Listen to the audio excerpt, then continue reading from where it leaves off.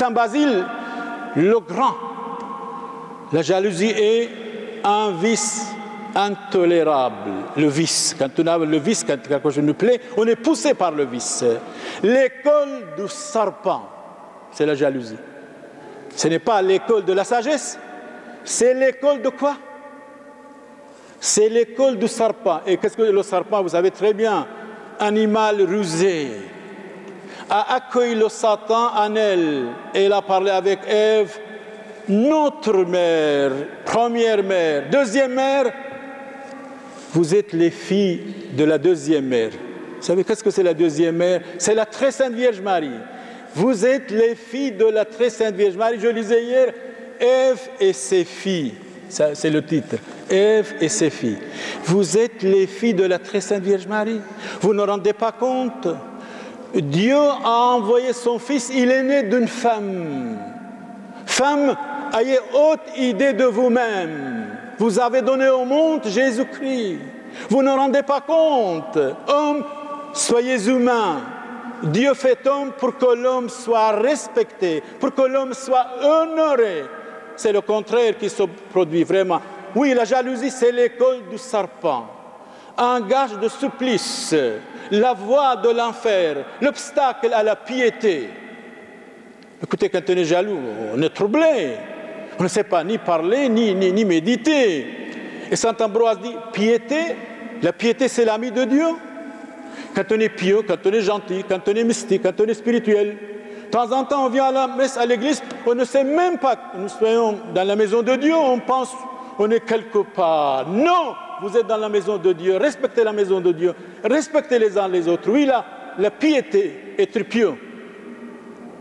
Pas être pieux. Bon, être pieux, la piété est l'ami de Dieu, le pardon des péchés.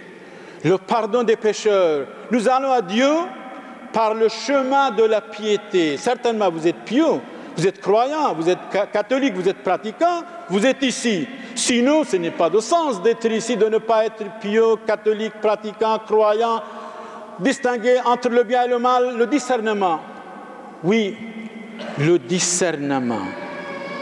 Ici, un point capital absolument. Écoutez bien, c'est Saint Bonaventure qui nous dit, Saint Bonaventure, un grand saint Bonaventure, il est mort en 1274, la passion de la jalousie est beaucoup plus criminelle que la fornication et l'adultère. Quand vous êtes jaloux et jalouse, c'est comme, selon Saint Bonaventure, c'est comme vous commettez tous les jours fornication et adultère. Attention, vous dites, ah, ce monsieur-là, il trompe sa femme, mais vous, quand vous êtes jaloux et jalouse, c'est comme vous commettez l'adultère 3 fois plus que ce monsieur-là ou cette femme-là. Ce n'est pas moi qui dis, c'est Saint Bonaventure, un grand saint italien. La passion de la jalousie est beaucoup plus criminelle que la fornication et l'adultère. C'est vrai, Jésus dit dans l'Évangile, si vous avez des intentions mauvaises, c'est comme vous avez commis l'adultère. Parce que le christianisme, c'est le vrai, c'est la porte étroite. La porte large, c'est la corruption, c'est la perversion. Jésus qui dit, alors un homme riche, il vient chez lui. Que dois-je faire? Jésus dit, gardez les commandements et laquelle? Par exemple, ne tuez pas, ne commettez pas l'adultère, aidez les pauvres. Et le riche est parti très vite. Il a abandonné avec une tristesse Jésus, le Christ notre Seigneur, avec une tristesse. Donc, selon Saint Bonaventure encore, le jaloux, la fortune d'autrui l'afflige, le succès l'accable, la santé le rend malade. Le jaloux, dit Saint Bonaventure, n'est jamais sans le démon. Alors, de temps en temps, il dit, c'est vrai, on dirait il y a le démon en moi. Il y a des gens qui disent, mais précisément, quand vous êtes médisant, jaloux, curieux, curieuse, il y a le démon en vous. Ce n'est pas moi qui dis, c'est Saint Bonaventure, le contemporain de Saint Thomas d'Aquin. Le jaloux n'est jamais sans le démon. Tout cœur magnanime est exempt de jalousie. Quand nous avons un cœur Comme disait Stéphane Stémas, ce comédien belge, il disait à Marie-Yvonne, le père Samuel, je le connais, il a un cœur grand comme le monde. C'était ce qu'il vous a dit ou pas? Donc, nous devons être humbles, bien sûr. Nous devons être humbles, absolument, absolument. Nous devons être humbles. Et Saint Grégoire, c'est un pape, quand la pourriture de la jalousie a gagné, il corrompt l'homme, le cœur de l'homme. Tout l'extérieur indique et ravager l'homme. Ravager. Et cette passion fait dans l'âme un ravage. L'âme, même Platon qui disait l'âme est immortelle, exempte de mort et de corruption. Alors venons à Saint Matthieu, l'Évangile, Jésus dit, mais si vous gagnez le monde entier, si vous perdez votre âme, vous n'avez rien gagné, vous n'avez rien apporté au monde. Vous calculez trop, vous analysez trop, vous n'apportez rien aussi au ciel. Je vous ai promis, Jésus dit, le pain quotidien, vous l'aurez. Votre parole doit être oui, oui, non, non, le reste vient du diable. Alors on calcule trop, comme dimanche passé, qu'allons-nous boire, qu'allons-nous manger, etc. Et Jésus disait dimanche passé, c'est les païens qui vont tout cela. Ayez confiance, s'il vous plaît. Ayez confiance. La jalousie démolit beaucoup d'hommes. Nous parlons de la jalousie. La jalousie a chassé quelqu'un du paradis. C'est Adam. La jalousie a fait de quelqu'un un meurtre, un assassin. Caïn qui a tué son frère Abel par jalousie.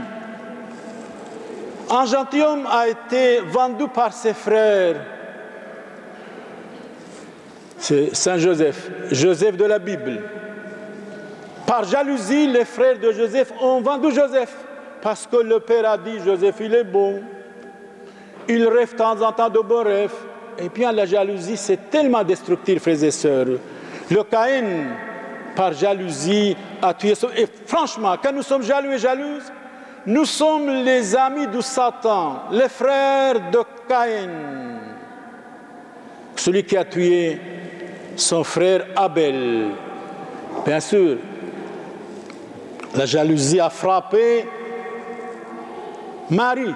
Mais attention, ce n'est pas la Vierge Marie. Moïse avait une sœur s'appelait Marie. S'appelait Marie.